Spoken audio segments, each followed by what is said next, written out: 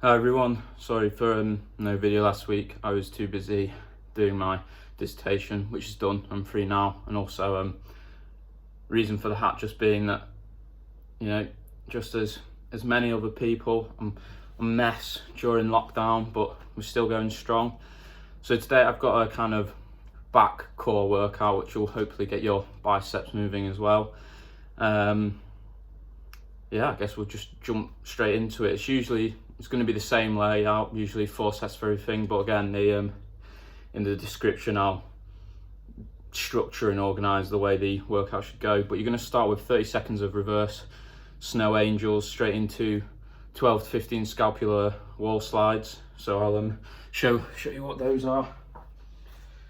So if you've watched my other video on the back and bicep workout we did, there was the around the world. The reverse snow angels are similar. So basically you're going to be lying on your front, hands out in front of you.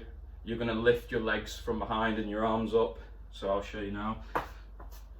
So everything wants to be off the floor, engaging your core. These will be out, your arms will be out in front of you. Move back so you can see, limited space.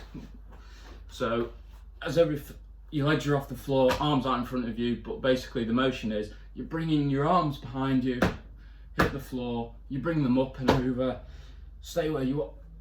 You can do that for 30 seconds, so that's going to engage your core and your back. So that for 30 seconds. Then I did the scapular wall slides in one of my other videos, and I can't do them in here unfortunately, but basically the premise is you'll be sat with your back against the wall, legs out in front of you, but I'm going to kneel so you can see on the camera. And the premise is your arms going to be wide apart, this wide apart, straight against the wall. And then basically you're going to push your elbows against the wall and just come up and down, keeping a flat surface, no arching back, flat back, good for the spine. Against the wall, you're going to push against the wall, you're going to come up and down, come up and down, and you kind of want your arms to be wideish apart, so here, up and down.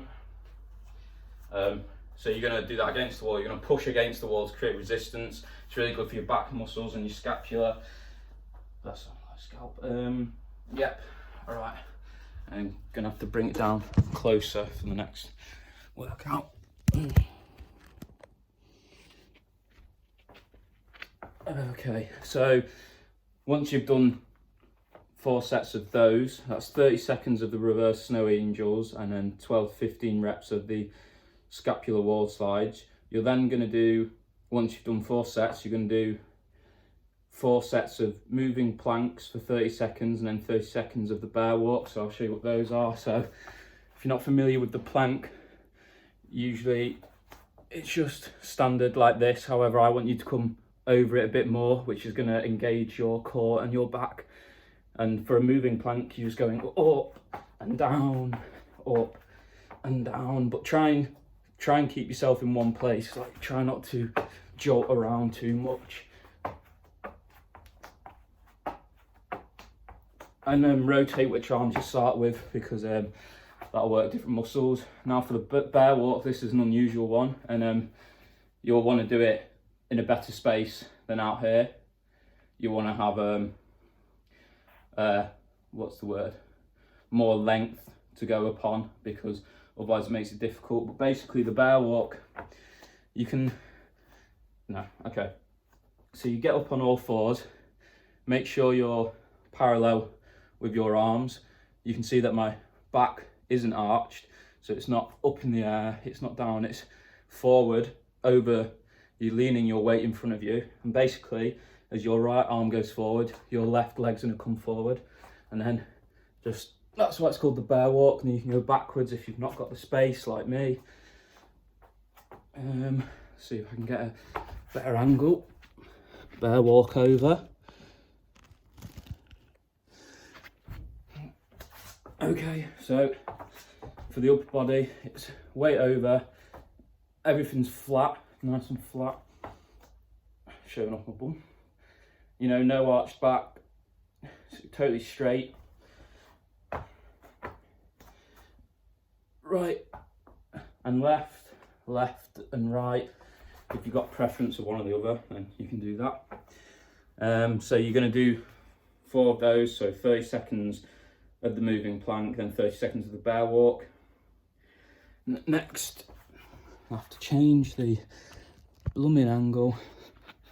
So next we're going to do a push-ups with a rotation at the top of them, because that really hits the back within the push-up and the rotation. Gosh, I wish I could get my mind working, explain it more technically, but oh well. So push-ups with rotation, then we're going to do 30 seconds of a reverse plank. So I want you to do 12 push-ups with rotations, so that's 6 rotations either side. So you're basically going to do a normal push-up, then as you come up, go slow, and you're going to rotate at the top. And you can see I'm engaging my back as I'm doing that, because it's contracting it.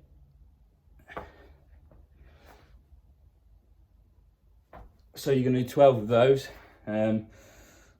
Then straight after you've done that, you're going to do a reverse plank, which hits the upper part of your back and your biceps more than just a regular plank. So you want your arms to be rotated like this, not facing this way, but biceps facing forward.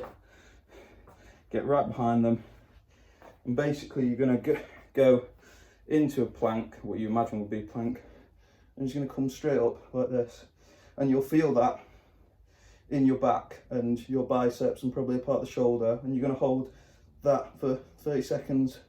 Keep everything nice and straight, contracting the abs, engaging with them. That for 30 seconds. And that's the end of those 2 workouts together. Then we're going to do a lovely AMRAP. If you're not familiar with what an AMRAP is, that's as many rounds as possible. So today's AMRAP is going to be, we're going to go 16 minutes, and if you want to cut it short by 4, do it for 12 minutes. All right. So the first exercise is going to be an overhead. You're going to need a broomstick or just something you can put above you, just up here. We're going to do 12 overhead squats, a normal squat, just holding this above you. You're going to go down and up, and make sure your chest is always facing outwards. We don't want any of this, but you want to be nice and straight. Engage your core, and you're just going to go down normally. That was a bit wide.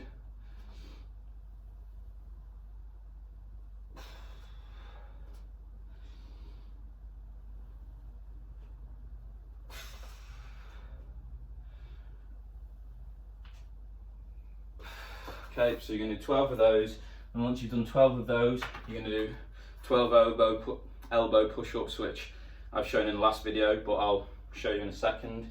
So you're going to do 12 overhead squats, then you're going to do 12 elbow push-ups, and then 12 what I'm going to call broomstick pull-ups.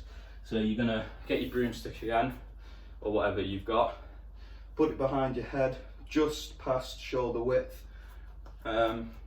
Just past shoulder width, and basically you're going to bring it behind your head, squeeze at the back and come up.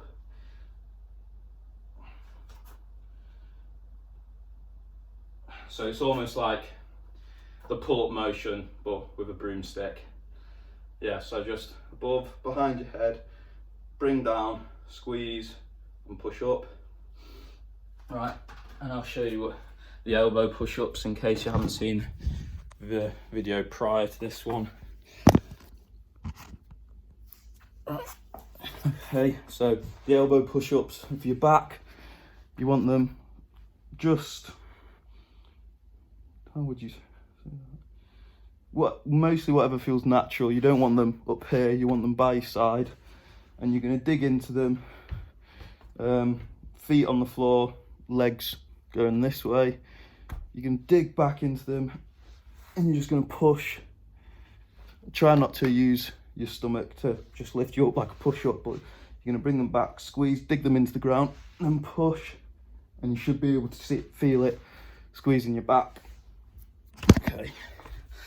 So the order of those, just to go over in case there was a bit of confusion: overhead squats, then the elbow push-up, and then the pull-ups with the broomstick. If you feel like the broomstick pull-ups are uncomfortable in any way, then just do 10 wide push-ups instead. But as I said, I'll leave a layout of the workout in the description. All right, hope you're all staying safe and healthy and happy during the lockdown, and keep at it.